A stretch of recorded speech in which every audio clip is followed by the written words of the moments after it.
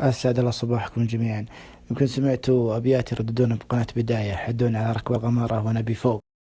هالأبيات للشاعر مجدل بن ربيع القحطاني، لها سالفة وقصة وراح أجيبها لكم الآن. قبل سيرة أول فروت ولواري، الغمارة ما بها مكيف والناس تفضل فوق تركب بالحوض ولا بالسلة أفضل. شاعرنا كان مهوي له وحده، يعني يحبها ويبيها، يبي يتزوجها وراح يخطبها، لكن ترتيبها بين خواتها الثالثة قبلها 2 ما تزوج. هالبنت كانت من الكويت وكان الظاهر انه يشتغل بالكويت.